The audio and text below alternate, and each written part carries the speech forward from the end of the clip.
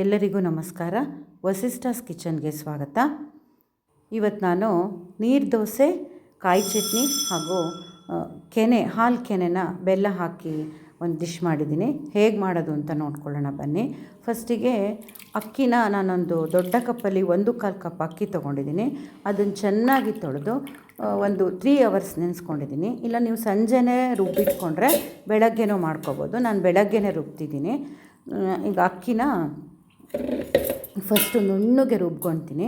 1/4 cup ಅಕ್ಕಿಗೆ ಒಂದು 6 ಚಮಚ, 5ರಿಂದ ದೊಡ್ಡ ಚಮಚದಲ್ಲಿ 6 ಚಮಚ ಕಾಯಿ ಹಾಕ್ಕೊಂಡಿದ್ದೀನಿ, ಜೀರಿಗೆ ಹಾಕ್ಕೊಂಡಿದ್ದೀನಿ, ರುಚಿಗೆ ತಕ್ಕಷ್ಟು ಉಪ್ಪನ್ನು ಹಾಕ್ಕೊಂಡಿದ್ದೀನಿ.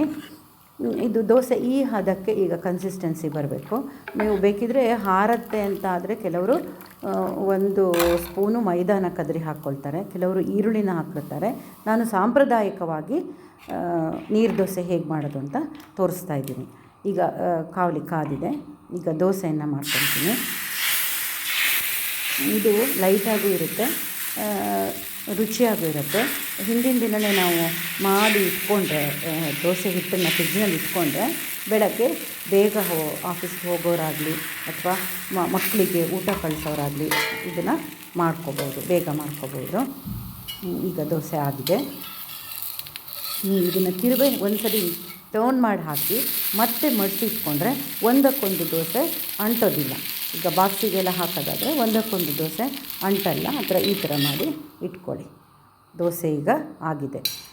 ಈಗ ಚಟ್ನಿ ಹೇಗೆ ಮಾಡೋದು ಅಂತ ನೋಡ್ಕೊಳ್ಳೋಣ. 5 ಸ್ಪೂನು ಕಾಯಿ ತುರಿ ತೊಗೊಂಡಿದ್ದೀನಿ, ಒಂದು ಅರ್ಧ ಈರುಳ್ಳಿ ತೊಗೊಂಡಿದ್ದೀನಿ, ರುಚಿಗೆ ತಕ್ಕಷ್ಟು ಉಪ್ಪನ್ನು ಹಾಕ್ತಾಯಿದ್ದೀನಿ, ಸ್ವಲ್ಪ ಹುಣಸೆ ಹುಳಿ ಹಾಕ್ತಾಯಿದ್ದೀನಿ.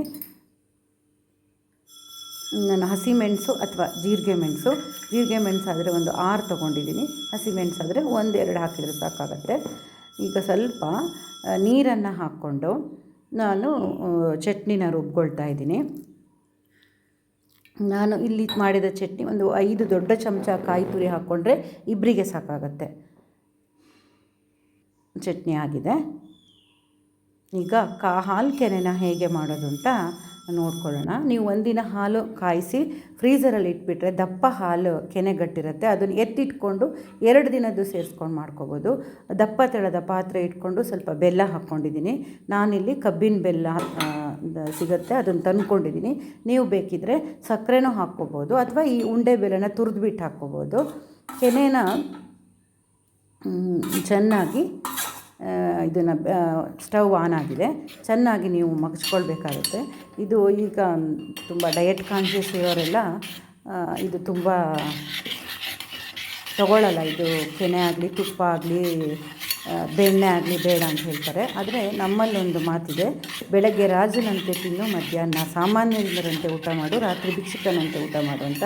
ನೀವು ಬೆಳಗ್ಗೆ ತಿಂದರೆ ಏನೂ ತೊಂದರೆ ಇಲ್ಲ. ಚೆನ್ನಾಗಿ ತಿಂದರೆ ಚೆನ್ನಾಗಿ ಅದನ್ನು ಕರಗಿಸ್ಕೊಂಡ್ರೆ ಸಾಕು. ವಾಕಿಂಗ್ ಆಗಲಿ ಏನಾದರೂ ಮಾಡ್ಕೋಬೋದು. ಈಗ ಹಾಲು ಕೆನೆ ಆಗಿದೆ. ಇದಕ್ಕೆ ನೀವು ಬೇರೆ ಫ್ಲೇವರ್ ಯಾವುದು ಆ್ಯಡ್ ಮಾಡೋಲ್ಲ. ನಾವು ಬೆಲ್ಲ ಮತ್ತು ಕೆನೆಗೆ ಫ್ಲೇವರ್ ಇರಬೇಕು.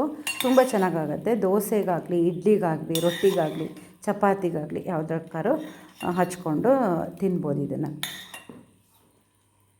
ಹಾಲು ಕೆನೆ ರೆಡಿಯಾಗಿದೆ, ದೋಸೆ ರೆಡಿಯಾಗಿದೆ. ಹೀಗೆ ನಾನು ಅನೇಕ ಬ್ರೇಕ್ಫಾಸ್ಟ್ ರೆಸಿಪಿಗಳನ್ನು ತೋರಿಸ್ತೀನಿ. ನನ್ನ ಚಾನಲ್ನ ಸಬ್ಸ್ಕ್ರೈಬ್ ಮಾಡಿ, ವೀಡಿಯೋಸ್ ನೋಡಿ. ಧನ್ಯವಾದಗಳು.